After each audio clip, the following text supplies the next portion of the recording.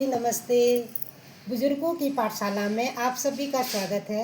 एक माँ आप सभी लोगों को, सारे जहाँ को दिल से ढेर सारी दुआएं देती हैं और आप सभी के लिए शुभकामना करती हूँ कि आप सभी लोग सुखी और संपन्न होंगे। आज मैं आपको बताने जा रही हूँ माँ और बेटे का रिश्ता।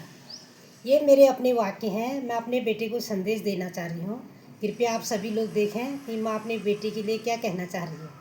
इसमें जो भी त्रुटि हो, सॉरी, उसके लिए माफ़ कीजिए। अब मैं बोलने जा रही हूँ बेटे के विषय में। एक माँ अपने बेटे को संदेश देती है कि बेटा, ज़िंदगी में जो है माँ के लिए बहुत खूबसूरत होता है उसका बेटा, उसके लिए उससे बढ़ के, उसके बेटे औलाद से बढ़ के कोई चीज़ नहीं होती।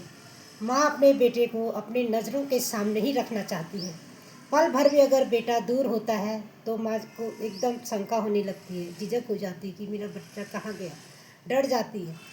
अपने बच्चे से इतना लगाव रखती है तो सुबह शाम पल पल भगवान से प्रार्थना करती है कि हे भगवान, मेरे बेटे की, बच्चों की रक्षा करना, वो जहाँ पर भी हो सुखी संपन्न हो। ढेरों सारे दुआएं देती है उसकी और कहती है कि उसकी खूब लंबी उम्र हो, उसका जीवन खुशियों से आबाद रहे। पल पल दुआएं कुछ ना कुछ बोलते रहती है, रोज़ सुबह से शाम तक अपने बच्चों के बारे में माँ कहते रहती है। फिर बेटा धीरे धीरे समय के साथ बड़ा हो जाता है तो माँ उसकी, जब बच्चा होता है तो उसको उंगली पकड़ के चलना सिखाती है, खाना पीना खिलाती है, उसकी देख रेख करती है, नहलाना धुलाना, कपड़े, स्कूल तक पढ़ाना, सभी काम माँ ही करती है। बच्चा धीरे धीरे बड़ा होता है, स्वयं अपने काम करने लगता है। माँ को तब भी समझ में नहीं आता कि मेरा बेटा बड़ा हो चुका है। वो यही सोचती है कि मेरा बेटा अभी छोटा ही है, वो अपने हाथ से ही करती है। फिर बेटा कहता है कभी, माँ अब मैं बड़ा हो चुका हूँ, अपने काम स्वयं करूँगा। तो माँ बोलती है, बेटा तुम स्वयं एक गिलास पानी तक नहीं पीते हो, तो कहते हो माँ पानी दे, तुम अपना काम कहाँ से करोगे। तो माँ एकदम उठ के बेटे के काम सब कर देती है। फिर बेटे को लगता है एक दिन उसकी मम्मी मायके चले जाती है नैनिहाल। तो बेटा घर में होता है तो आता है स्कूल से, उसको मम्मी नहीं मिलने पर वो इधर देखता, पास पड़ोस में जाता है, उसको यकीन नहीं होता कि मम्मी अपने मायके गई है। फिर दूसरे दिन जब मम्मी आती है तो बच्चा भूखा प्यासा रहता है, खाना नहीं खाए रहता। उसकी बुआएं लोग उसको खाना खिलाते हैं, कहता है नहीं, जब मेरी मम्मी आएगी तभी खाना खाऊंगा, जब मेरी मम्मी आएगी तभी खाना खाऊंगा। यहाँ तक उसने पानी तक नहीं पिया। यह है मेरे बेटे की कहानी। मैं कहीं नहीं जाती थी बचपन में अपने बच्चों को छोड़ के, क्योंकि मेरे बच्चे खाना ही नहीं खाते थे किसी का दिया हुआ। एक बार मैं अपने मायके चली गई तो मेरा बेटा जो है भूखा ही रह गया, पानी तक नहीं पिया। जैसे ही मैं घर आई तो एकदम बोला, माँ पानी दे, मम्मा पानी पिलाओ। मैंने कहा बेटा क्यों, पानी पी लो। मैंने पानी नहीं पिया, आप थे ही नहीं यहाँ, मैंने पानी नहीं पिया। मेरे को बहुत प्यास लगी। फिर मैं एकदम, मेरा आँख में आंसू आ गए। मैंने एक गिलास पानी पकड़ा, अपने बच्चे को गोद में पकड़ा, उसके बाद उसको पानी पिलाया। फिर बच्चा खुश हो गया, फिर खाना खिलाया। फिर घर वाले सब बोलने लगे कि इन्होंने तो खाना ही नहीं खाया, हम कितने प्यार से खिलाते, मम्मी मम्मी करके इधर उधर बगल में भी चले गए, देख रहे थे। बच्चे बहुत निराश हो गए, आपने अपने बच्चों को अच्छी आदत नहीं डाला कि। मैंने कहा बच्चे तो बच्चे होते हैं, मैं कहीं जाती नहीं थी, इसलिए मेरे बच्चे मुझसे पल भर के लिए भी मेरे आंखों से ओझल नहीं होते थे।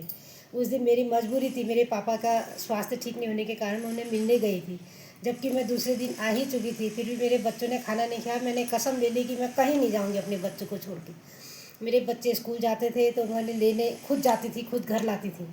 इसी तरह से समय कटते गया। बच्चों ने कॉलेज कॉलेज स्कूल से कॉलेज होने, पढ़ के इतने बड़े हो गए, फिर बाहर ऐसे हो गए।